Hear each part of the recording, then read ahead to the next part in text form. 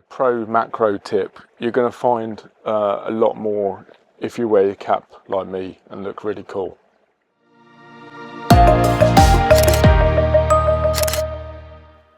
So obviously that was a joke. There was a practical reason for having my cap the other way around, is when my flash trigger is on my hot shoe, it's quite high on the camera, so as soon as I pull my camera up to my face it knocks me cap.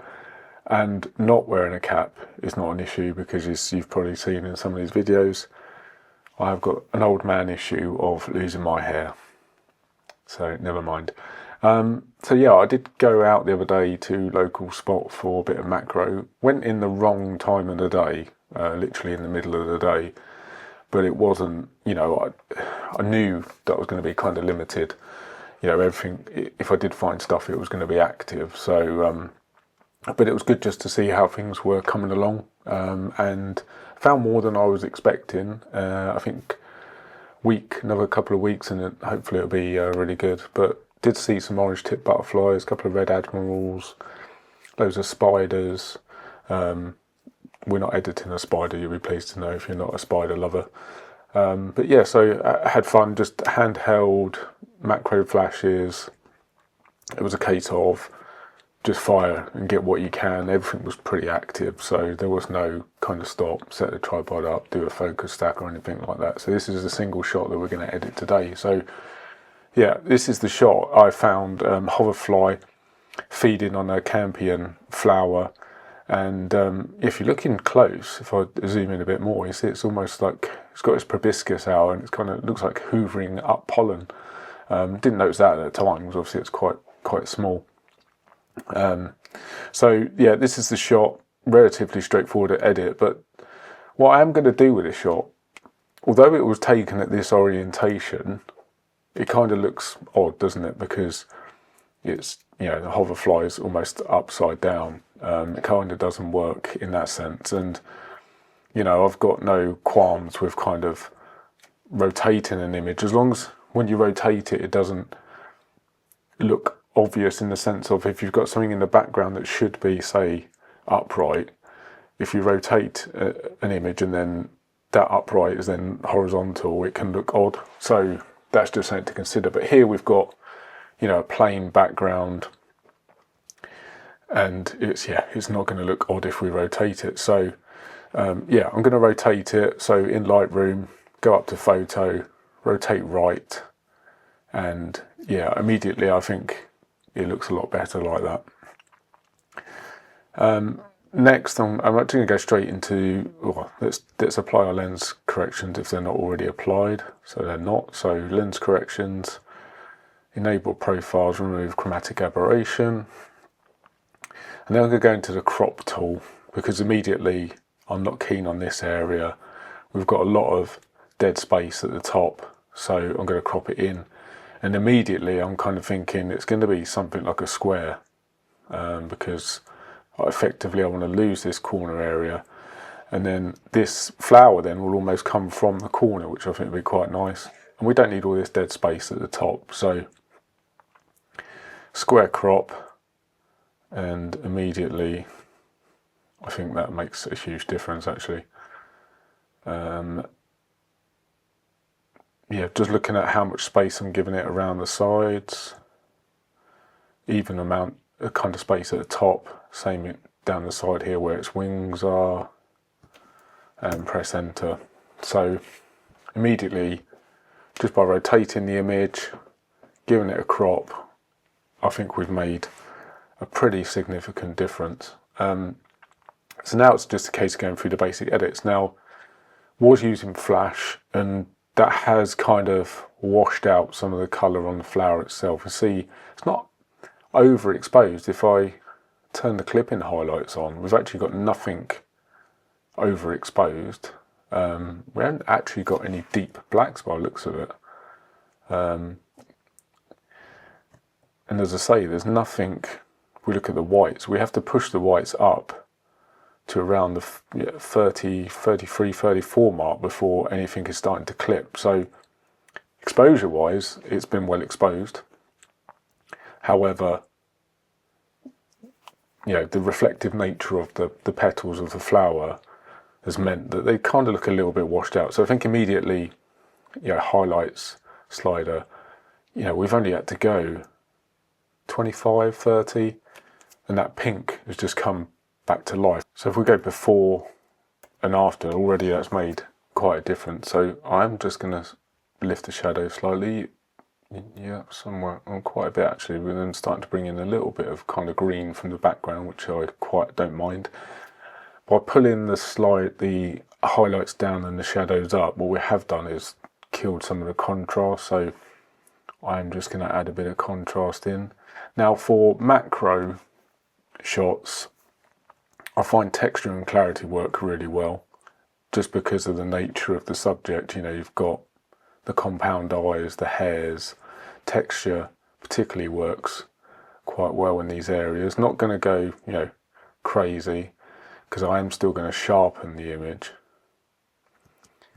somewhere around there, and some clarity. Again, not too much. Somewhere around there. I'm still, now we've sort of, by doing some clarity, that's mid-tone contrast. Again, the petals here, kind of a little bit washed. So, going to go into my masks now. Take a radial, and I'm just going to try and burn this area down a little bit. I don't want to affect the background, so I've done a linear gradient, and then I'm going to, if I expand this panel, I'm going to subtract the background, hopefully. Yes, and now we're only affecting the, kind of the petal areas, and I'm just going to pull the exposure down a little bit. I'm just going to move that mask a little bit. Somewhere like that. And while I'm here, I'm going to add a radial mask. You know, my hoverfly is where I want people to be looking. That is my main subject. So I'm going to take a soft radial mask, remembering this inner circle is our feather. So the smaller we make that, the softer the feather is of the radial gradient from this circle to the edge. The bigger that is, you can see we've got a really hard line now around the edge. So somewhere around there, nice and soft, and just going to raise the exposure ever so slightly in there. Going to take another linear gradient from the bottom, and I'm just going to darken the base a little bit because I want the eye contained in the shot. Not loads, somewhere around there, and straight away, yeah, the image is coming together. Still not a massive fan of this area here, so I might take radial gradient, rotate it like that. This might be a little bit more fiddly. Gonna subtract subject, hopefully, no it's not. So what it's done is I was hoping it might just subtract the hoverfly, but it's kind of subtracted the hoverfly and the petal, and then we're just left with this area of mask out here. You can see, probably not very clearly on the video, but yeah, the mask really hasn't worked. So I'm going to delete that subject part of the mask because it didn't work. So I'm going to subtract select objects, and I'm going to try and tell Lightroom, well, I just want you to subtract the hoverfly. So just going to brush over the hoverfly and see if it does a better job then. Yeah, that's better. If we look at the mask now, the white area is the area that we're impacting, so it's a larger area now. Yeah, that one step just makes a huge difference. I think that area just there was just a little bit too bright for me.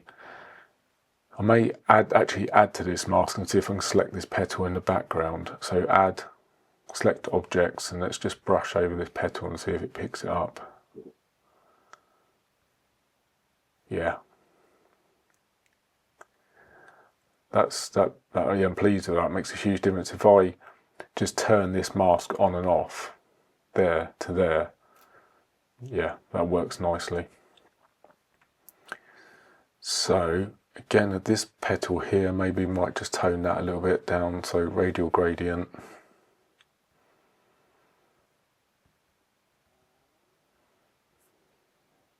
nice soft feather on this one.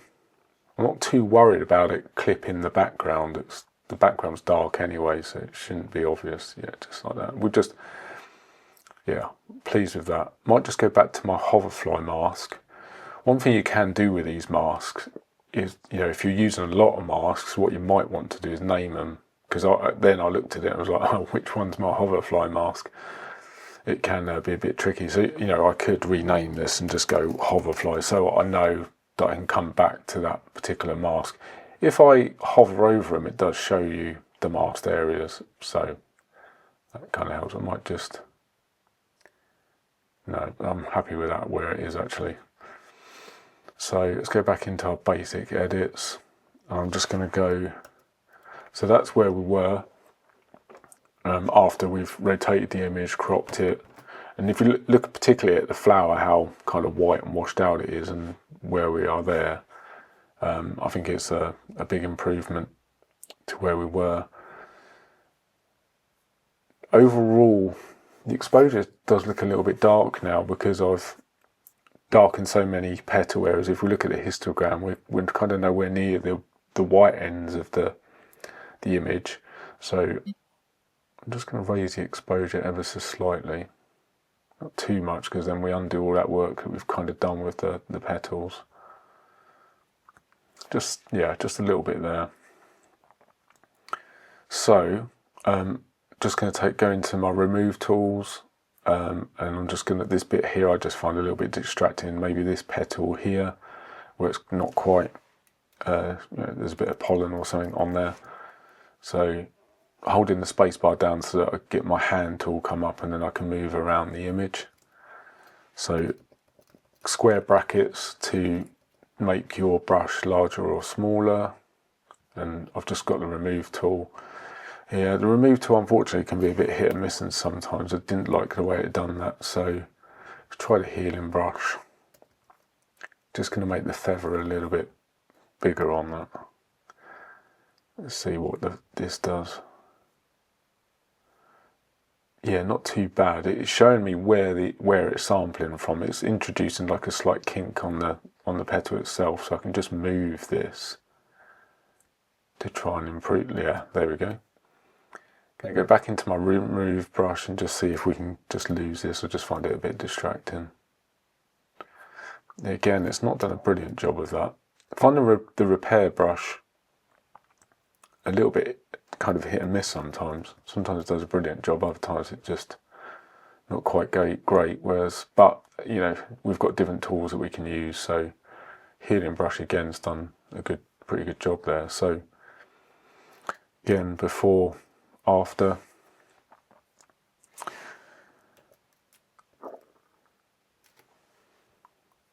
So next step, I'm just letting my eyes settle on the image and thinking, right, what's working, what's not quite working. I'm going to see what I can bring out a bit more in the eye, because it's kind of looking a little bit dead. So I'm going to zoom in, and where we've got a little bit of a highlight in the eye, I'm just going to try and emphasize that a little bit. So I'm just going to go back into my masking tools, taking a brush, and I'm just going to softly brush over that, not too fussy. Just raise the exposure slightly. So if we zoom back out, before, after it's just given that eye a little bit of life. It was kind of looking a little bit dead. So before and after. I'm going to go back into my masking tools, radial brush, and this area here is just looking a little bit bright. It wasn't before, but because we've done so much work on the petal, now my eye seems to be drawn to that area, so just going to darken it down a little bit. And that's why it's really useful to, you know, flip between before and after. Just let your eye settle on it. But overall, pretty pleased with that. So last thing to do is my sharpening. Or colours actually, colour-wise, we might be able to see what we do with these oranges and these pinks. So luminance, let's go into luminance. So luminance is the brightness of the colours. I'm just going to play it. I don't know if this is going to help or hinder. So I might just brighten the oranges a little bit. Now, obviously, you want to, depending on your, with nature, you might not want to tinker with it too much, and keep it, relatively what it was like, or you can take a more artistic approach with your edit. That's personal preference. So I can pull the pinks down a little bit. That's somewhere around that. Then I'm just going to go into my saturation and just have a look. Oranges, tiny bit, not too much. Yeah, I'm going to leave it there. I'm not going to go too heavy with it. And then, as I say, last thing to do is sharpening, and we want the eye sharp, so I'm going to look at the eye. And my macro shots, I'm happy to, normally in other videos I've said around 80, 90 mark, but with macro, because it's such fine details, I'm quite happy to push it a little bit further. Again, holding Option key on the mask tool, I don't want to sharpen the background, so that can go mostly pretty black like that. If we zoom in onto the Hoverfly itself, so before and after, that the detail that we've brought out, a combination of the texture slider, clarity and details, that's where we were. And it was, the shot is sharp in camera, there's no movement, but what we've managed to drag out of the shot is quite impressive. So that looks really nice. Love all these little bits of pollen everywhere. So that's done. Usual routine, before and after. Let me know your thoughts. Anything that you want me to try and cover, please let me know in the comments. But otherwise, until next time, look after yourselves and thank you for watching.